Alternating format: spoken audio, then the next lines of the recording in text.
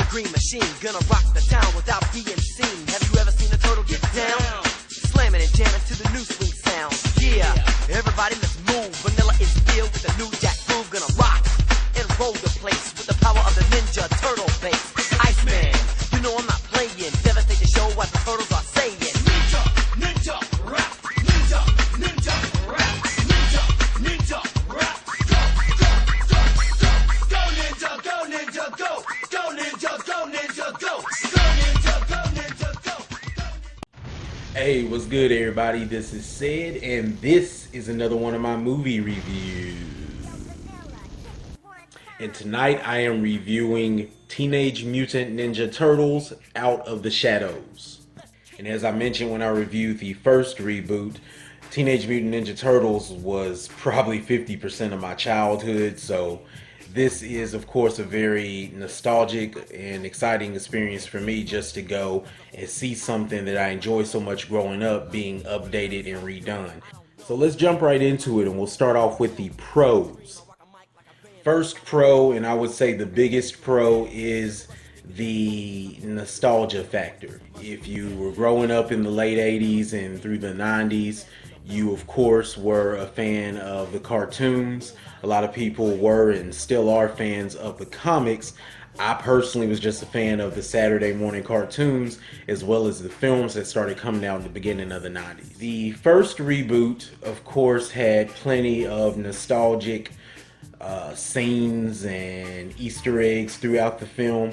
This film, the sequel, has, I would say, twice as many, which is a great thing. I think that's pretty much what carried this film, to be honest. If you remember the sequel in the original franchise, The Secret of the Ooze, it was very cool back then to see Bebop and Rocksteady, these huge creatures, be put on film and not be animated. They are CGI. So they are in a sense animated, and people have complaints about that. Some are okay with it. I'm actually conflicted.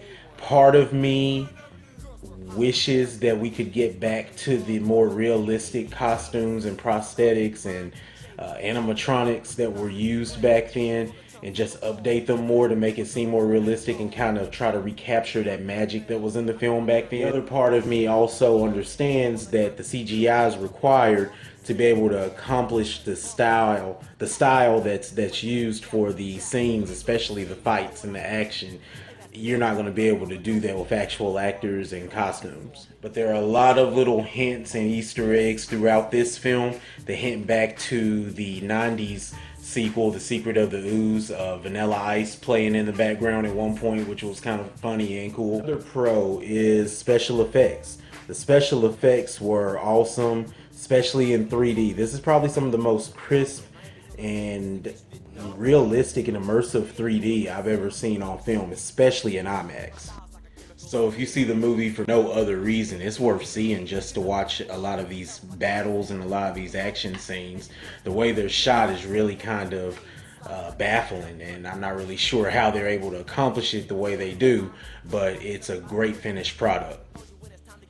And another pro is Shredder. Shredder was great in the first film, I thought. The only problem I had was they made him a little too powerful, so it kind of made it hard to make a super Shredder as they did in the original franchise.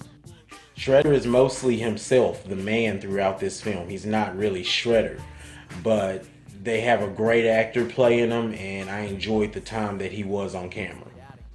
And now let's go to the cons. Con, Megan Fox as April O'Neil.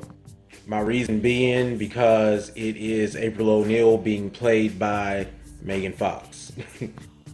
My next con is Casey Jones. That was very exciting news when it was announced that Casey Jones was going to be in this sequel.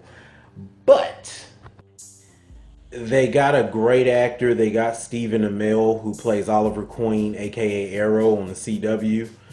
He does a great job, taking nothing away from him as an actor. But the way they try to update the storyline and change some things around, they end up losing the essence that is Casey Jones from the original. And he's not this grimy, grungy vigilante anymore. Now he's just your typical upstanding New Yorker cop who lost his job, and now he's out for revenge, and he's too clean cut. I'll just put it that way. Another con, Tyler Perry. Tyler Perry. I catch a lot of flack because a lot of people say I give Tyler Perry too hard of a time and I'm not fair to him. I think he's a very talented and well, he's a very talented director. I don't believe he has any business ever being on camera though. And somebody somewhere hit their head on something when they were doing the casting and decided he was the guy to get to play Dr. Baxter. I tried, I gave it a chance, it did not work. He was trying to play this nerdy, brilliant Baxter, and all I kept seeing was Medea playing a different character. He really tries, you can tell he's really trying, and it doesn't work. It's just not natural, so I'm sorry. I hate Tyler Perry on screen. My last con is there were a lot of great setups, but nothing really got resolved, and there was never really anything at stake. With the original sequel, The Secret of the Ooze, even though it was fun and it was kind of a party type movie, you know, Vanilla Ice dancing and Super Shredder jumping up through the dock and fighting with Bebop and Rocksteady, this film never captured that, never even came close, because it was more so of a thing of more style over substance. The ooze is included, and it's just like I said, it never, even Master Splinter, he's on screen a few times, but he's just there. It never really feels like anyone's in danger. This just really felt like a big setup for a third installment. Excited for a third installment, and I think that there was plenty of setup done in this film to make it a great one, but I will say I still enjoyed the first reboot better than this one. One last pro here at the end that I forgot to mention earlier. Krang. I like how they did it. Yeah, Krang was good. That was probably one of my favorite things about this film as well. So my rating for Teenage Mutant Ninja Turtles Out of the Shadows is, if you're a fan, go see it. It's nostalgic, fun, nothing more.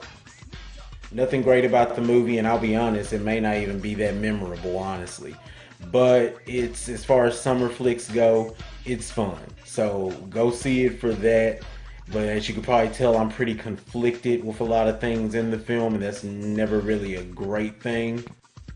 And yeah, I don't even know how else to put it. So that's it. And that concludes this review. My next review will be next weekend for, I believe, the sequel to Now You See Me. Now You See Me 2 will be released, and I'll be reviewing that. So until the next review, hey.